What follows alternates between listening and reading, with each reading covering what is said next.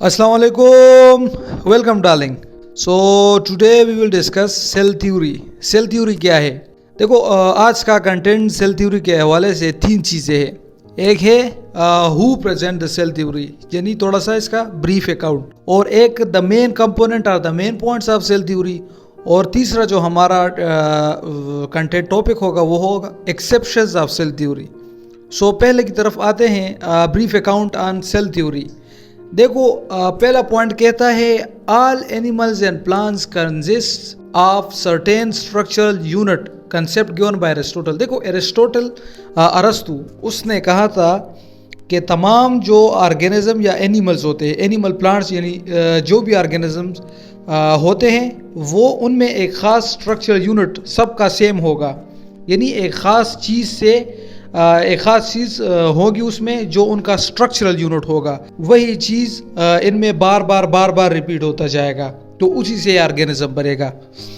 दूसरा point, the term cell was used by Robert Hooke's in a piece of cork 1664. तो दूसरा जो फिर सेल का जो टर्म, सेल वर्ड का जो टर्म आया वो रॉबर्ट हुक की तरफ से आया, जो जिसने कार्क के एक टुकड़े पर, कार्क यानी एक वो होता है, वो एक चमड़ा होता है, उसके टुकड़े पर रिसर्च की, जिसकी वजह से उसे पता चला कि तमाम ये जो चमड़ा होता है ये तमाम ख़ास किस्म के खानों से बना होता है, और उसी खाने को उसने सेल का नाम दिया. ये 1664 की बात है. फिर उसके बाद लीवन हॉक आया 1674 में.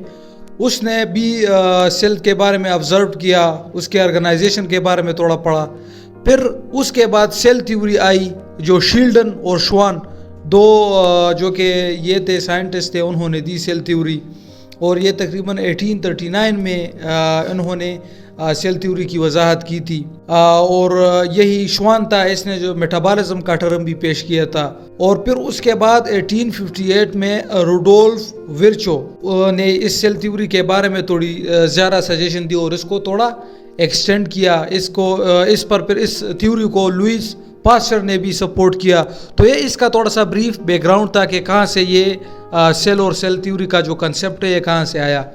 अब शील्डन और श्वान ने इसके बारे में क्या कहा, यानी सेल थ्योरी क्या है, शील्डन और श्वान के पॉइंट्स क्या है. तो यही हमारा दूसरा टॉपिक है, यानी मेन कंपोनेंट या मेन पॉइंट जिसे कहें आप सेल थ्योरी. तो 2 मेन पॉइंट्स है इसमें. नंबर 1 है all living things are composed of cells, यानी तमाम जो जानदार है वो सेल से बने हैं. एक ख़ास किस्म के खाने जिसको हम सेल कहते हैं वो मल्टीपल यानी रिपीट होते जाएंगे और उससे एक मल्टी सेलुलर ऑर्गेनिज्म बनेगा. यूनिसेलुलर में तो एक ही सेल होगा. और दूसरा जो मेन पॉइंट है सेल थ्योरी का वो है all cells arise from preexisting cells, यानी तमाम सेल्स पहले से जो मौजूद सेल्स है उनसे बनते हैं. यानी जो पेरेंट सेल होता है या पहले से जो सेल मौजूद होता है वो डिवाइड होता है और उससे दीगर सेल्स बनते हैं. लेकिन फिर तीसरा हमारा जो टॉपिक आ गया वो है एक्सेप्शन टू सेल थ्योरी, यानी कुछ चीज़ें ऐसी है जो रीसेंट स्टडी से पता चला जो सेल थ्योरी के ख़िलाफ़ है या सेल थ्योरी को सपोर्ट नहीं करती. वो है जब वायरसेस पर हम एक जो मेन एक्सेप्शन है, difficulty to cell theory faced when we apply the concept of cell theory to viruses. यानी वायरस एक देखो सेल थ्योरी में हमने पढ़ा कि तमाम ऑर्गेनिज्म सेल से बने होंगे, लेकिन वायरस में जो है वायरसेस में ये चीज़ अप्लाई नहीं होती, क्योंकि वो एक किस्म का सेल होता ही नहीं. उनमें तो ख़ास किस्म का एक प्रोटीन कोट होता है जिसकी वजह से ये चीज़ उन पर अप्लाई नहीं होती. Virus is defined as infectious subcellular and ultramicroscopic particle whose transmission length replies causes reaction in the last cell.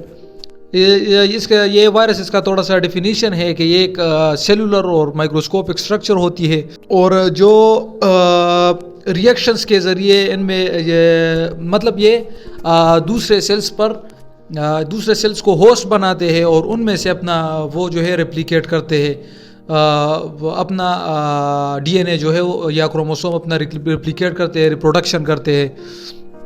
تیسرا جو وائرسز کے پوائنٹ ہے وہ ہے viruses can not be visible without the aid of electron microscope.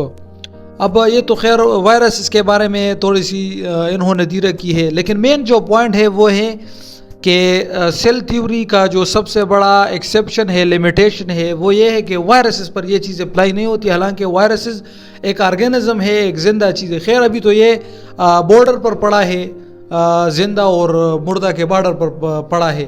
نہ اس کو ہم completely life کہہ سکتے ہیں ایک آرگینزم، اور نہ ہم اسے کمپلیٹلی ایک بے جان چیز کہہ سکتے ہیں.